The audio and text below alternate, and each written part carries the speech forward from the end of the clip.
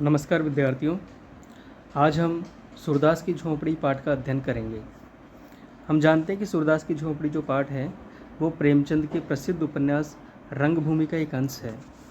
इस पाठ में बताया गया है कि एक दृष्टिहीन व्यक्ति जितना बेबस और लाचार जीवन जीने को अभिशप्त होता है, सूरदास का चरित्र इसके ठीक विपरीत है। सूरदास अपनी परिस्थितियों से जितना दुखी व आहत है, उससे कहीं अधिक आहत है वह भैरों और जगधर द्वारा किए जा रहे अपमान से और उनकी ईर्ष्या से। तो यहाँ पर विद्यार्थियों बताया जा रहा है कि एक सूरदास नाम का व्यक्ति रहता है। वह व्यक्ति अपने को इतना ज़्यादा बेबस और लाचार नहीं समझता कि जिसकी वजह से उसके पास दृष्टि नहीं है, किसी को देख नहीं सकता। फिर भी वो अपने आप को शापित नहीं समझता है, बेबस नहीं समझता है, बल्कि एक मजबूत और इन परिस्थितियों से लड़ने वाला व्यक्ति अपने आप को समझता है। लेकिन सूरदास अपनी परिस्थितियों से दुखी नहीं है, बल्कि जो भैरव और जगदर है वो बार बार सूरदास का अपमान करते हैं, उनसे ईर्ष्या रखते हैं। इस बात से जो है सूरदास ज़्यादा दुखी और आहत है। इसमें आगे देखते हैं कि भैरव की पत्नी, एक भैरव नाम का पात्र रहता है जिसकी पत्नी रहती है सुभागी। ये भैरव एक बार अपनी पत्नी सुभागी को मारता है, पीटता है, तो उसके डर से ये सूरदास की झोंपड़ी में जाकर छिप जाती है और सुभागी को मारने भैरव भी सूरदास की झोंपड़ी में घुस जाता है। किंतु सूरदास बीच में हस्तक्षेप करता है कि आप इसे मारोगे नहीं, और इसलिए जो है भैरव अपनी पत्नी को मार नहीं पाता है। इस घटना को लेकर पूरे मोहल्ले में सूरदास की बदनामी होती है और जगदर और भैरव तथा अन्य लोग उसके चरित्र पर प्रश्न उठाते हैं कि ये कैसा आदमी है जो भैरव जो है अपनी पत्नी को यहाँ से ले जाने आया है, तो उसको ले जाने नहीं देता है, बल्कि बात कुछ और ही होती है। वो मारपीट करना चाहता है तो मारपीट नहीं करने देता है, लेकिन इससे उसके चरित्र पर गलत प्रश्न उठाते हैं, उसके चरित्र पर शक करते हैं। इस घटना से उसे इतनी आत्मग्लानि हुई, सूरदास को इतनी आत्मग्लानि हुई कि वह फूट फूट कर रोया कि लोग बाग देखिए मेरे चरित्र के ऊपर कितना प्रश्न उठा रहे हैं, मेरे ऊपर कितना शक कर रहे हैं। और इसी बात को याद कर कर जो है आत्मग्लानि से भर जाता है सूरदास और फूट फूट कर रोता है। भैरव जो है उसे उकसाने में और भड़काने में जगदर की प्रमुख भूमिका रही है। भैरव जो होता है उसको बहुत ज़्यादा भड़काता है जगदर। उसे ईर्ष्या इस बात की थी कि सूरदास चैन से रहता है, खाता पीता है, उसके चेहरे पर निराशा नहीं झलकती, जबकि जगदर को खाने और कमाने के लाले पड़े हुए हैं। भैरव की बहुरिया सुभागी पर जगदर नज़र भी रखता है। सूरदास और सुभागी के संबंधों की चर्चा पूरे मोहल्ले में इतनी हुई कि भैरव अपने अपमान और बदनामी का बदला लेने की सोच बैठा। उसने यानी भैरव ने गांठ बांध ली कि जब तक सूर्य यानी सूरदास को रुलाएगा, तड़पाएगा नहीं, तब तक उसे चैन नहीं मिलेगा। उसे लगा समाज में इतनी बदनामी तो हो ही गई, भोज भात बिरादरी को कहाँ से देगा। भैरव सूरदास पर नज़र रखने लगा। अंततः उसके यानी सूरदास के रुपयों की थैली उठा ले गया और सूरदास की झोंपड़ी में आग लगा दी। यहाँ पर हम देख रहे हैं कि इन दोनों को बदनाम कर दिया जाता है, सूरदास और सुभागी को। भैरव इससे बहुत ज़्यादा अपने आप को लज्जित महसूस करता है और वो सूरदास से बदला लेने की सोच लेता है, और इसी बदले की भावना में सूरदास के जो पैसे उसकी झोंपड़ी में रखे हुए थे उन पैसों को अपने साथ निकाल कर ले जाता है और पीछे से सूरदास की झोंपड़ी में आग लगाकर चला जाता है।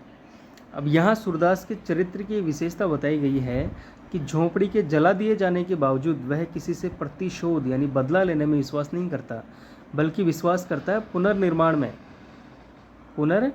में विश्वास करता है वो। इसीलिए मिठुआ सवाल करता है सूरदास से कि जो कोई 100 लाख बार अपनी झोंपड़ी को आग लगा दे तो। इसके जवाब में सूरदास जवाब देता है दृढ़ता के साथ, बड़े ही मजबूती के साथ उत्तर देता है, तो हम भी 100 लाख बार बनाएंगे। तो इस प्रकार ये पाठ परिचय है। हम जब इस पाठ को पूरा पढ़ेंगे तो बहुत आनंद आएगा। आइए मूल पाठ हम पढ़ना शुरू करते हैं। तो कहानी आपको समझ में आ गई होगी। मूल कहानी यहाँ पर है सूरदास की झोंपड़ी। प्रेमचंद की किस उपन्यास से लिया गया है? रंग भूमि से। ये आप याद रखोगे क्योंकि कई बार एग्ज़ाम में यही प्रश्न पूछ लिया जाता है कि सूरदास की झोंपड़ी जो पाठ है वो कहाँ से लिया गया है, तो रंगभूमि उपन्यास से लिया गया है। सूरदास की झोंपड़ी, मूल कहानी पढ़ते हैं। रात के 2 बजे होंगे कि अकस्मात सूरदास की झोंपड़ी से ज्वाला उठी। लोग अपने अपने द्वारों पर सो रहे थे। निद्रावस्था में भी उपचेतना जागती रहती है। दम के दम में सैकड़ों आदमी जमा हो गए। आसमान में पर लाली छाई हुई थी। ज्वालाएं, कभी उनका आकार किसी मंदिर के स्वर्ण कलश का सा हो जाता था, कभी वे वायु के झोंकों से यूं कंपित होने लगती थी मानो जल में चांद का प्रतिबिंब है। आग बुझाने का प्रयत्न किया जा रहा था, पर झोंपड़े की आग ईर्ष्या की आग की भांति कभी नहीं बुझती। कोई पानी ला रहा था, कोई यूं ही शोर मचा रहा था, किंतु अधिकांश लोग चुपचाप खड़े नैराश्यपूर्ण दृष्टि से अग्निदाह को देख रहे थे, मानो किसी मित्र की चिताग्नि है। सूरदास की झोंपड़ी जल रही है रात के 2 बजे, और 2 बजे ही जब सभी लोग अपनी निद्रा में, गहरी नींद में सो रहे हैं, लेकिन फिर भी कुछ ना कुछ आहट होते ही बिल्कुल निद्रा टूट जाती है। इसलिए उपचेतना तो हमेशा जागती रहती है। तो जैसे ही लोगों को रात में पता चला कि सूरदास की झोंपड़ी में आग लग चुकी है, तो बिल्कुल तुरंत ही बहुत सारे आदमी जग गए और सैकड़ों आदमी वहाँ पर इकट्ठा हो गए। सभी लोगों ने देखा कि आसमान में आग की वजह से लालिमा छाई हुई है, ज्वालाएं बहुत ज़्यादा धधक रही है और आसमान की तरफ उठ रही है। आग बुझाने के लोग प्रयत्न कर रहे हैं, और उसी प्रयत्न में जो है कैसे न कैसे कोशिश करते हैं कि आग बुझ जाए, लेकिन आग बुझती नहीं है। और बीच बीच में जो हवा के झोंके आती है, उससे जो है आग और भी ज़्यादा तीव्र हो जाती है, जिससे ऐसा लगता है कि मानो जल में चांद का प्रतिबिंब है। और इस प्रकार सब कोई पानी ला रहा है आग बुझाने के लिए, लेकिन आग नहीं बुझ रही है। लेखक कहता है कि ये आग ईर्ष्या की आग की भांति है, जो नहीं बुझती है, कभी भी नहीं बुझती। अर्थात ईर्ष्या की आग, अगर कोई ईर्ष्या किसी से रखता है तो उसकी ईर्ष्या कभी भी समाप्त नहीं होती। उसी प्रकार ये आग भी समाप्त नहीं हो रही थी, और इस प्रकार सभी लोग चुपचाप देख रहे थे। कोई आग बुझाने का प्रयत्न कर रहा था, तो कोई यूं ही खड़ा हुआ देख रहा था, जैसे अपने ही जो है मित्र की चिताग्नि को देख रहे हैं।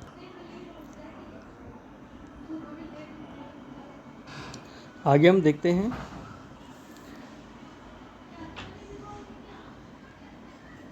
सहसा यानी अचानक सूरदास दौड़ा हुआ आया और चुपचाप ज्वाला के प्रकाश में खड़ा हो गया।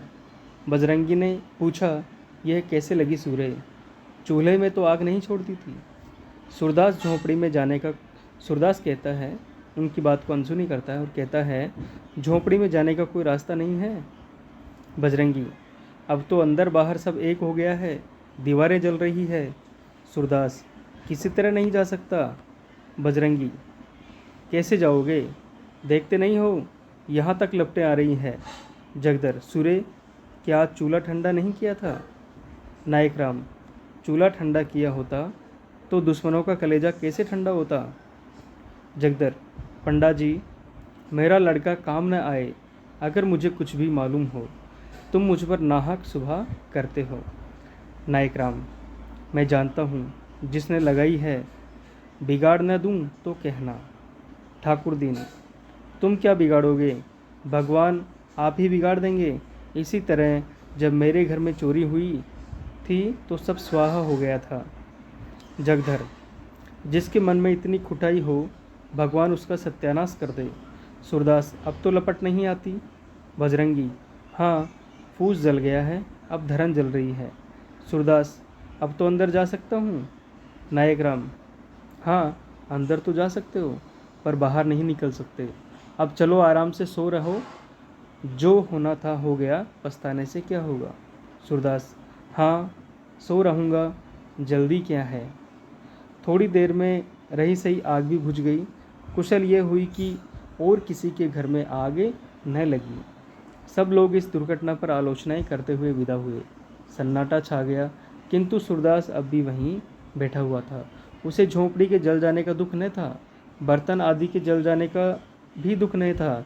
दुख था उस पोटली का, जो उसकी उम्र भर की कमाई थी, जो उसके जीवन की सारी आशाओं का आधार थी, जो उसकी सारी यातनाओं और रचनाओं का निष्कर्ष थी।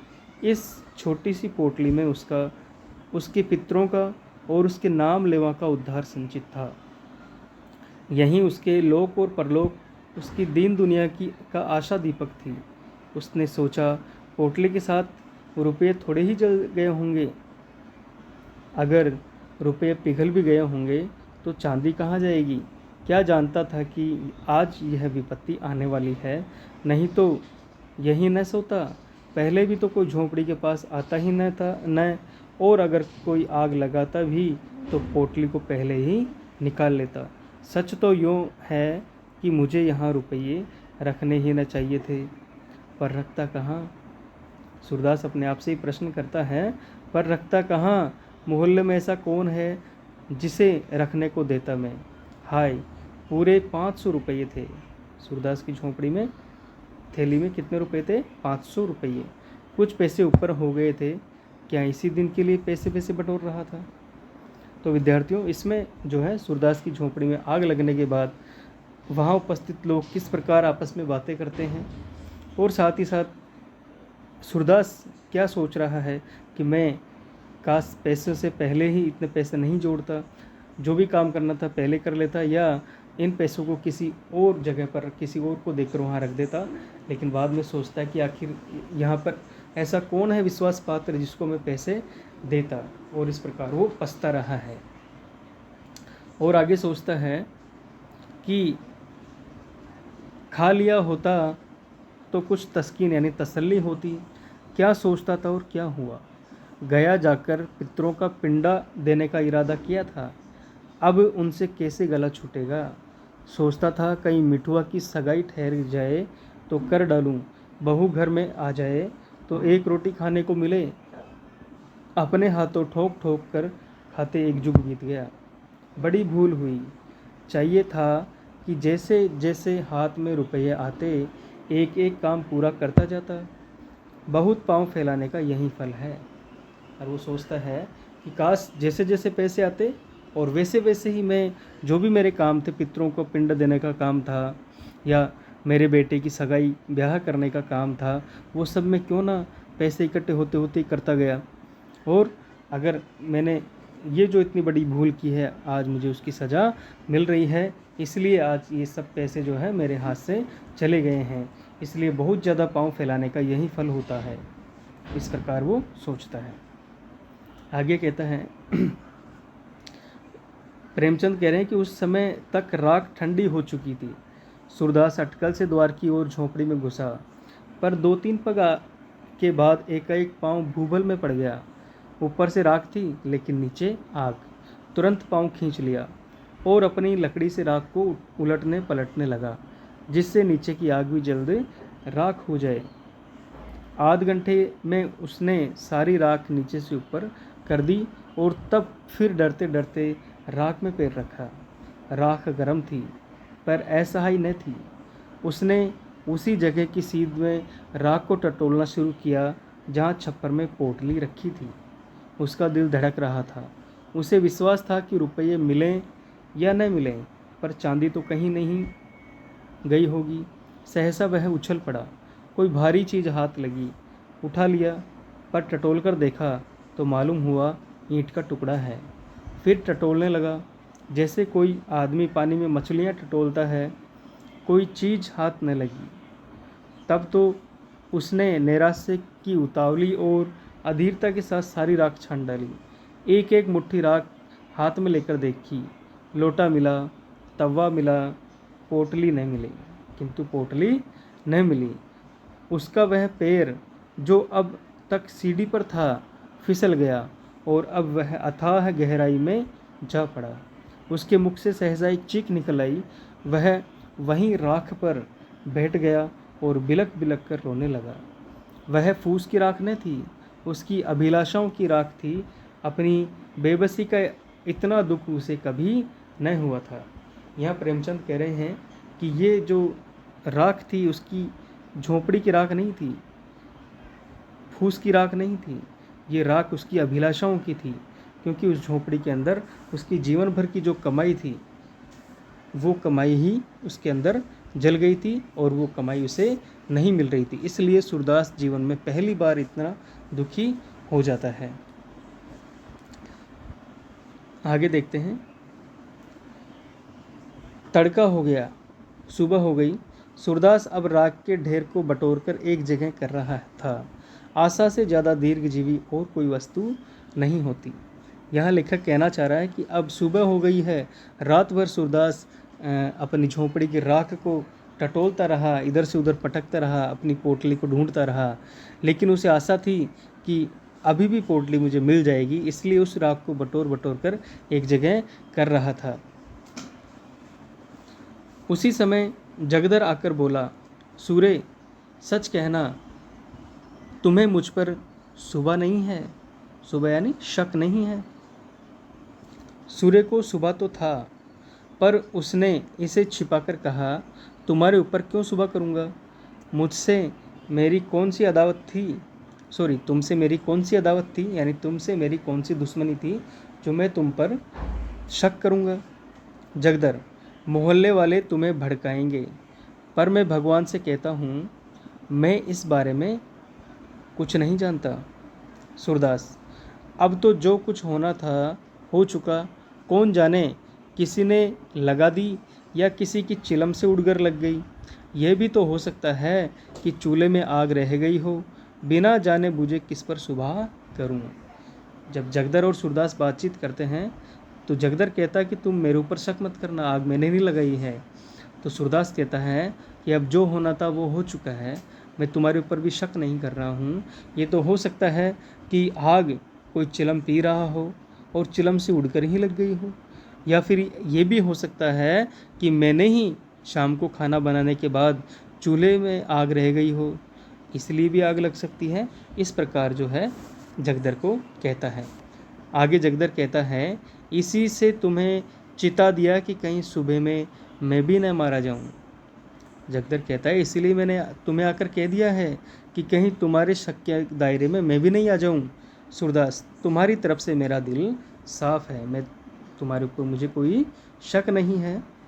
जगदर को भैरव की बातों से अब यह विश्वास हो गया कि यह उसकी शरारत है। जगदर को भैरव की बातों से अब यह विश्वास हो गया कि यह उसी की शरारत है। उसने सूरदास को रुलाने की बात कही थी, उस धमकी को इस तरह पूरा किया। वह वहाँ से सीधे भैरव के पास गया। वह चुपचाप बैठा नारियल का हुक्का पी रहा था, पर मुख से चिंता और घबराहट झलक रही थी। जगदर को देखते ही बोला, कुछ सुना? लोग क्या बातचीत कर रहे हैं? अब यहाँ पर जो जगदर है वो भैरव की बात को याद करता है और उसको ऐसा विश्वास होता है कि ज़रूर भैरव ने ही ये कार्य किया है, क्योंकि उसने एक बार कहा था कि मैं सूरदास को जब तक रुलाऊंगा नहीं तब तक चैन से नहीं बैठूंगा। इसी बात को याद करते हुए जगदर जो है भैरव के पास जाता है, जो नारियल का हुक्का पीता रहता है और उसके मुख पर चिंता और घबराहट झलक रही है। जगदर कहता है भैरव से, सब लोग तुम्हारे ऊपर सुबह करते हैं। नायकराम की धमकी तो तुमने अपने कानों से सुनी थी या नहीं सुनी थी? भैरव, यहाँ ऐसी धमकियों की परवाह नहीं है, सबूत क्या है कि मैंने लगाई है। जगदर, सच कहो, तुम्ही ने लगाई ना आग? भैरव, हाँ, चुपके से एक दिया सलाई लगा दी। जगदर कहता है कि तुमने ही तो नहीं लगाई आग, सही सही बताओ। तो भैरव कहता, हाँ मैंने ही लगाई है, चुपके से एक दिया सलाई जलाई और झोंपड़ी में लगा दी। जगदर, मैं कुछ पहले ही समझ गया था, पर यह तुमने बुरा किया। झोंपड़ी जलाने से क्या मिला तुम्हें? 2-4 दिन में फिर दूसरी झोंपड़ी तैयार हो जाएगी। भैरव, कुछ हो या न हो, दिल की आग तो ठंडी हो गई, ये देखो। ये कहकर उसने एक थैली दिखाई जिसका रंग धुएं से काला हो गया था। जगदर ने उत्सुक होकर पूछा, इसमें क्या है? अरे, इसमें तो रुपए भरे हुए हैं। अब जो है भैरव जो है जगदर को एक थैली दिखाता है कि और जगदर पूछता है कि इसमें क्या है। फिर जगदर को पता चलता है कि इसमें तो रुपये भरे हुए हैं। भैरव, ये सुभागी को बहका ले जाने का जरिमाना है। जरिमाना, जुर्माना। भैरव जगदर से कहता है कि जो सूरदास सुभागी को बहका कर ले गया था अपने साथ, ये उसी बात का जुर्माना है। जगदर, सच बताओ ये रुपये कहाँ मिले। भैरव, उसी झोंपड़ी में बड़े जतन से धरण की आड़ में रखे हुए थे। पाजी रोज राहगीरों को ठग ठग कर पैसे लाता था और इसी थैली में रखता था। मैंने गिने हैं, 500 से ऊपर हैं। न जाने कैसे इतने रुपए जमा हो गए। बच्चों को इन्हीं रुपयों की गर्मी थी, अब गर्मी निकल गई। अब देखूं किस बल पर उछलते हैं। बिरादरी को भोज भात देने का सामान हो गया, नहीं तो इस वक्त रुपये कहाँ मिलते। आजकल तो देखते ही हो, बल्लम टेरों के मारे बिक्री कितनी मंदी है। और भैरव कहता है कि अब मैंने उससे बदला ले लिया है। इसके पास 500 रुपये इकट्ठे हो गए हैं और हम और तुम्हारे पास बिल्कुल ही पैसे नहीं हैं। और सूरदास को जो है, इस सूरदास बच्चों को इन रुपयों की गर्मी थी, इसलिए सुभागी को वहाँ से मुझे लाने नहीं दे रहा था। और अब ये पैसे मेरे पास आ गए, अर्थात इसकी गर्मी निकल गई है। और अब मैं बिरादरी को जो भोज भात दूंगा उसका भी इंतजाम हो गया है। इस तरह की बातें जो है जगदर से करता है। जगदर आगे कहता है, मेरी सलाह है कि रुपये उसे लौटा दो। बड़ी मशक्क़त की कमाई है, हजम नहीं होगी। जगदर दिल का खोटा आदमी नहीं था, पर इस समय उसने ये सलाह उसे नेक नियत से नहीं, हसद से दी थी। उसे यह ऐसा ही था कि भैरव के हाथ इतने रुपए लग जाएं। भैरव आधे रुपए उसे देता तो शायद उसे तस्कीन हो जाती, पर भैरव से यह आशा न की जा सकती थी। बेपरवाह से बोला, मुझे अच्छी तरह हजम हो जाएगी। हाथ में आए रुपये को नहीं लौटा सकता। उसने तो भीख मांगकर ही जमा किए थे, गेहूं तो नहीं तोला था। और जगदर कहता है कि इतने रुपये तुम यूं ही लेकर आ गए उसके, तो तुम ये पैसे उसे लौटा दो, ये पैसे तुम्हें पचेंगे नहीं। लेकिन भैरव कहता है कि मैं इसे वापस नहीं लौटाऊंगा। जगदर, पुलिस सब खा जाएगी। भैरव कहता है, सूर्य पुलिस में नहीं जाएगा, रो धोकर चुप हो जाएगा। जगदर, गरीब की हाय बड़ी जानलेवा होती है। भैरव, वह गरीब है। अंधा होने से कोई गरीब हो गया। जो आदमी दूसरों की औरतों पर नज़र डाले, जिसके पास सैकड़ों रुपए जमा हो, जो दूसरों को रुपए उधार देता हो, वह गरीब है। गरीब कहो तो हम और तुम हैं। घर में ढूंढो, जाओ, 1 रुपया न निकलेगा। ऐसे पापियों को गरीब नहीं कहते। अब भी मेरे दिल का कांटा नहीं निकला। जब तक उसे रोते न देखूंगा, ये कांटा न निकलेगा। जिसने मेरी आबरू बिगाड़ दी, उसके साथ जो चाहे करूं, मुझे पाप नहीं लग सकता। जगदर का मन आज ये बात जो है, भैरव जगदर से कहता है कि मुझे पाप नहीं लगेगा, इन पैसों को मैं अच्छी तरह हजम कर जाऊंगा, क्योंकि सूरदास ने मेरे साथ अच्छा नहीं किया, इसलिए मैं भी उसके साथ अच्छा नहीं कर सकता। जगदर का मन आज खोंचा लेकर गलियों का चक्कर लगाने में न लगा। छाती पर सांप लौट रहा था कि इसे दम के दम में इतने रुपए मिल गए, अब मौज उड़ाएगा। तकदीर इस तरह खुलती है। यहाँ कभी पड़ा हुआ पैसा भी न मिला। पाप और पुण्य की कोई बात नहीं। मैं ही कौन दिन भर पुण्य किया करता हूँ। दमड़ी छदाम कोड़ियों के लिए टैनी मारता हूँ, यानी कम तोलता हूँ। बाँट खोटे रखता हूँ। तेल की मिठाई को घी की कहकर बेचता हूँ। ईमान गंवाने पर भी कुछ नहीं लगता। जानता हूँ ये बुरा काम है, पर बाल बच्चों को पालना भी तो ज़रूरी है। इसने ईमान खोया है तो कुछ लेकर खोया है। गुनाह बेलज्जत नहीं रहता। अब 2-3 दुकान का और ठेका ले लेगा। ऐसा ही कोई माल मेरे हाथ भी पड़ जाता तो ज़िंदगी सफल हो जाती। जगदर भी जो है, उसकी भी छाती पर सांप लौट रहा है। वो भी चाह रहा है कि मुझे भी इसी तरह कहीं से पैसे मिल जाए, मैं भी इतना काम करता हूँ, मैं जो मिठाई बनाकर बेचता हूँ, तेल की बनाता हूँ और घी की कहकर बेचता हूँ, छोटे छोटे रुपयों के लिए, थोड़े थोड़े रुपयों के लिए जो है कम तोल के देता हूँ, बाट खोटे रखता हूँ। मुझे भी जगदर कहता है कि मुझे भी पता है कि ये काम बुरा है, लेकिन फिर भी बाल बच्चों को पालने के लिए मुझे एक सब करना ही पड़ता है। और इस प्रकार वो अपनी बात सोच रहा है। आगे हैं, जगदर के मन में ईर्ष्या का अंकुर जमा। वह भैरों के घर से लौटा तो देखा कि सूरदास राख को बटोरकर उसे आटे की भांति गूंथ रहा है। सारा शरीर भस्म से ढका हुआ है और पसीने की धारें निकल रही है। बोला, सूरे क्या ढूंढते हो? सूरदास, कुछ नहीं, यहाँ रखा ही क्या था, यहीं लोटा तवा देख रहा था। जगदर, और वह थैली किसकी है जो भैरों के पास है? सूरदास चौंका, क्या इसीलिए भैरव आया था? जरूर यही बात है, घर में आग लगाने से पहले रुपये निकाल लिए होंगे। लेकिन अंधे भिखारी के लिए दरिद्रता यानी गरीबी इतनी लज्जा की बात नहीं है जितना धन। सूरदास जगदर से अपनी आर्थिक हानि को गुप्त रखना चाहता था। वह गया जाकर पिंडदान करना चाहता था, मिठुआ का ब्याह करना चाहता था, कुआं बनवाना चाहता था, किंतु इस ढंग से कि लोगों को आश्चर्य हो कि इसके पास रुपये कहाँ से आए। लोग यही समझे कि भगवान दीन जनों की सहायता करते हैं। भिखारियों के लिए धन संचय पाप संचय से कम अपमान की बात नहीं है। बोला, मेरे पास थैली वेली कहाँ होगी किसी की, थैली होती तो भीख मांगता। और जो है सूरदास कहता है कि मेरे पास कुछ नहीं है, तुम कह रहे हो कि वो थैली किसकी है, वो थैली मेरी नहीं है, क्योंकि वो अपने आर्थिक स्थिति को सबसे गुप्त रखना चाहता था। जगदर कहता है, मुझसे उड़ते हो, अर्थात मुझे सच नहीं बता सकते हो। भैरव मुझसे स्वयं कह रहा था कि झोंपड़े में धरण के ऊपर ये थैली मिली, 500 रुपये से कुछ बेसी यानी ज़्यादा ही है।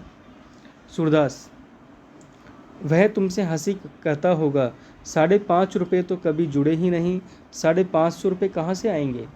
550 रुपये कहाँ से आएंगे? इतने में सुबागी वहाँ आ पहुँची। रात भर मंदिर के पिछवाड़े अमरूद के बाग में छिपी बैठी थी। वह जानती थी आग भैरों ने लगाई है।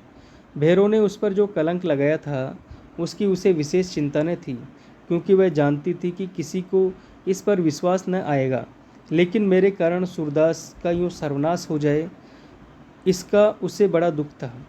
वह इस समय उसको तस्कीन देने आई थी, तसल्ली देने आई थी कि जगदर को वहाँ खड़े देखा तो झिझकी, भय हुआ कहीं यह मुझे पकड़ न ले। जगदर को वह भैरव का ही दूसरा अवतार समझती थी। उसने प्रण कर लिया था कि अब भैरव के घर न जाऊंगी, अलग रहूंगी और मेहनत मजदूरी करके जीवन का निर्वाह करूंगी। यहाँ कौन लड़के रो रहे हैं, एक मेरा ही पेट उसे भारी है न। अब अकेले ठोके और खाए और बुढ़िया के चरण धो धोकर पिए, मुझसे तो यह नहीं हो सकता। इतने दिन हुए उसने कभी मन से धेले का सिंदूर भी न दिया होगा, तो मैं क्यों उसके लिए मरूं। यहाँ पर जो है सुभागी के मन की बात भी यहाँ पर कही गई है कि किस प्रकार वह भैरव के साथ साथ जगदर से भी डरती है, क्योंकि वह भैरव का ही दूसरा अवतार जो है जगदर को समझती है, क्योंकि जगदर भी जो है सुभागी के ऊपर नज़रें रखता था। और इस प्रकार वो विचार करती है कि अब मैं भैरव के पास नहीं जाऊंगी, बल्कि अपना खुद ही मेहनत मजदूरी करके अलग घर बनाकर रहूंगी, क्योंकि वहाँ मेरे पेट भरने की खातिर मैं इतना उसके साथ मारपीट नहीं सहूँगी। आगे लेखक कह रहा है, वह पीछे लौटना ही चाहती थी कि जगदर ने पुकारा, सुभागी कहाँ जाती है? देखिए अपने खसम की करतूत, बेचारे सूरदास को कहीं का न रखा। सुभागी ने समझा मुझे झांसा दे रहा है, मेरे पेट की थाह लेने के लिए जाल फेंका है। व्यंग्य से बोली, उसके गुरु तो तुम ही हो, तुम्हें ने मंत्र दिया होगा। जगदर, हाँ यही मेरा काम है, चोरी डाका न सिखाऊं तो रोटियां क्यों कर चले। जब तक समझता था भला आदमी है, साथ बैठता था, हंसता बोलता था, लेकिन आज से कभी उसके पास बैठते देखा तो कान पकड़ लेना। जो आदमी दूसरों के घर में आग लगाए, गरीबों के रुपए चुरा ले जाए, वह अगर मेरा बेटा भी हो तो उसकी करतूत न देखूं। सूरदास ने न जाने कितनी जतन से 500 रुपये बटोरे थे, वह सब उड़ा ले गया। कहता हूँ लौटा दो तो लड़ने को तैयार हो जाता है। सूरदास, फिर वहीं रट लगाए जाते हो। कह दिया कि मेरे पास रुपए नहीं थे, कहीं और जगह से मार लाया होगा। मेरे पास 500 रुपये होते तो चैन की बंसी न बजाता, दूसरों के सामने हाथ क्यों पसारता। और सूरदास जो है अपनी आर्थिक हानि को फिर छिपाने की कोशिश करता है और कहता है कि मेरे पास रुपये कहाँ है, 500 रुपये होता तो चैन से रहता, यूँ दूसरों के सामने थोड़ी भीख मांगता। जगदर, फिर जगदर कहता है, सूरे, अगर तुम भरी गंगा में कहो कि रुपये मेरे नहीं हैं तो भी मैं न मानूंगा। मैंने अपनी आंखों से वह थैली देखी है। भैरव ने अपने मुंह से कहा कि यह थैली झोंपड़े में धरन के ऊपर मिली। तुम्हारी बात कैसे मान लूँ? सुभागी, तुमने थैली देखी है? जगदर, हाँ देखी है, नहीं तो क्या झूठ बोल रहा हूँ। सूरदास, सच सच बता दो रुपए तुम्हारे हैं। सुभागी कहती है, सूरदास सच सच बता दो रुपए तुम्हारे हैं। सूरदास कहता है, पागल हो गई क्या? इनकी बातों में आ जाती हो, भला मेरे पास रुपये कहाँ से आते। जगदर कहता है, इनसे पूछ, रुपये न थे तो इस घड़ी राख बटोर कर क्या ढूंढ रहे थे।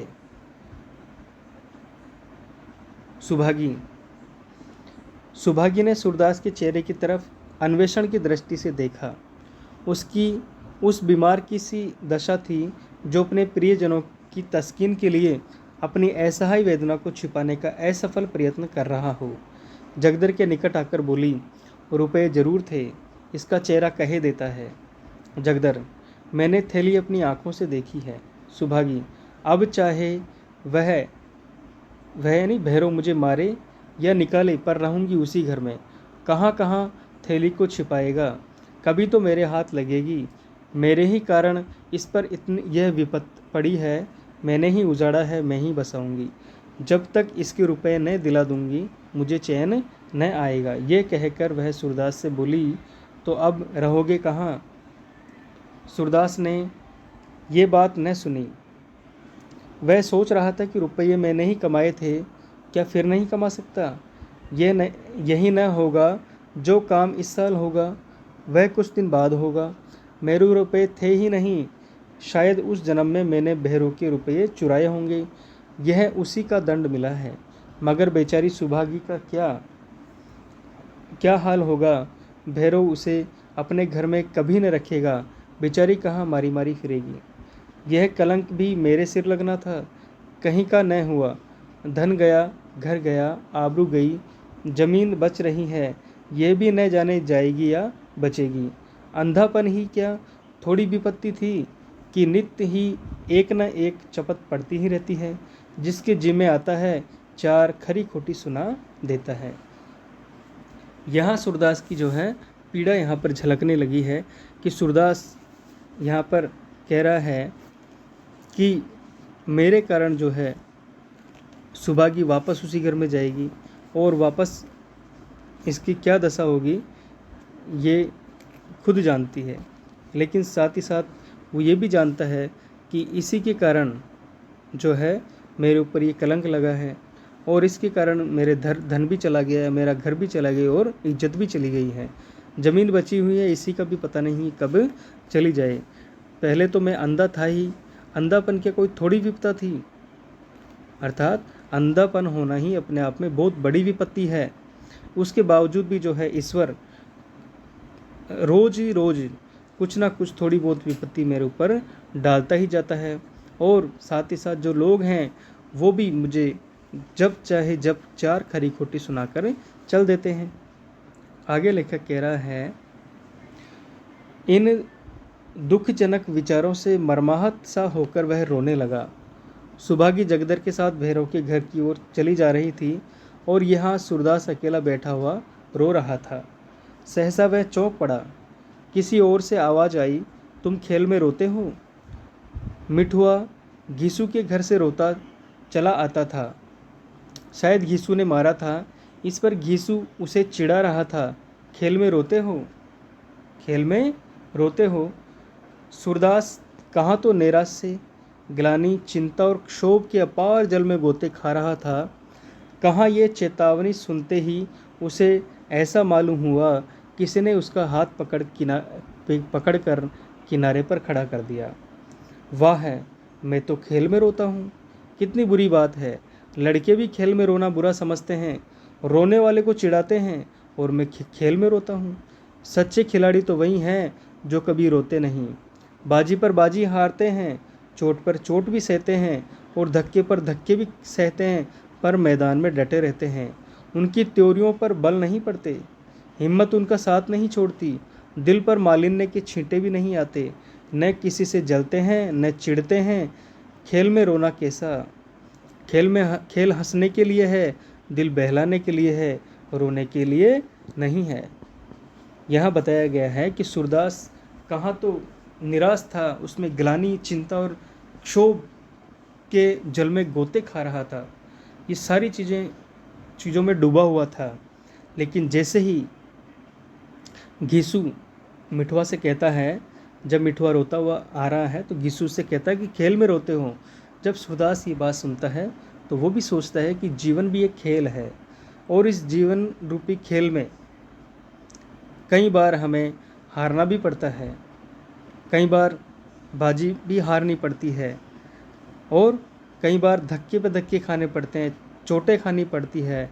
लेकिन फिर भी जो मजबूत आदमी होता है, जो खेल को जानता है, जो जीवन को समझ लेता है, वो ये बात अच्छी तरह जानता है कि जीवन को रोने से नहीं जिया जा सकता, बल्कि उसको शांत स्वभाव के साथ, सहजता के साथ में लेकर जीवन में आगे बढ़ना चाहिए। ये बात जो है सूरदास अच्छी तरह समझ जाता है। और अंत में सूरदास उठ खड़ा हुआ और विजय गर्व की तरंग में राख के ढेर को दोनों हाथों से उड़ाने लगा। आवेग में हम उद्दिष्ट स्थान से आगे निकल जाते हैं। वह संयम कहाँ है जो शत्रु पर विजय पाने के बाद तलवार को म्यान में कर ले। एक क्षण में मिठवा, घीसू और मोहल्ले के 20 लड़के आकर इस भस्म स्तूप के चारों ओर जमा हो गए और मारे प्रश्नों की सूरदास को परेशान कर दिया। उसे राख फेंकते देखकर सबों को खेल हाथ आया। राख की वर्षा होने लगी। दम के दम में सारी राख बिखर गई। भूमि पर केवल काला निशान रह गया। मिठवा ने पूछा, दादा, अब हम रहेंगे कहाँ? सूरदास, दूसरा घर बनाएंगे। मिठवा, और कोई फिर आग लगा दे तो? अर्थात कोई फिर उसमें भी आग लगा देगा तो सूरदास कहता है, तो हम फिर बना लेंगे। मिठवा, और उसमें भी आग लगा दे तो? सूरदास, तो हम फिर बनाएंगे। मिठवा, और कोई 1000 बार आग लगा दे तो? सूरदास, तो हम भी 1000 बार बनाएंगे। बालकों को संख्याओं से विशेष रुचि होती है। मिठवा ने फिर पूछा, जो कोई 100 लाख बार लगा दे तो? बालकों को संख्यावाची प्रश्न पूछने में बहुत मज़ा आता है, बहुत रुचि लेकर पूछते हैं। यहाँ पर जो मिठवा है वो अपने पिता सूरदास से फिर पूछता है कि अगर मान लीजिए अपने घर में कोई 100 लाख बार आग लगा दे तो आप क्या करोगे? तो सूरदास फिर बालकों जैसे सरलता के साथ उत्तर देते हैं, तो फिर हम भी 100 लाख बार बनाएंगे। और ये पाठ यहीं पर पूरा हो जाता है। तो किस प्रकार जो है यहाँ सूरदास की जिजीविषा को यहाँ पर बताया गया है कि जीवन में चाहे कितनी ही बड़ी विपत्तियाँ आए, लेकिन उनको हमेशा सहन करना चाहिए। जीवन की विपत्तियों को खेल की भावना की तरह ग्रहण करना चाहिए कि जीवन में सुख और दुख दोनों ही आते हैं, और सुख और दुख दोनों को ही सहज भाव से स्वीकार करना चाहिए। यही सूरदास इस पाठ में हमें बताना चाहते हैं। तो आपने वीडियो को अंत तक देखा, इसके लिए आपको बहुत बहुत धन्यवाद।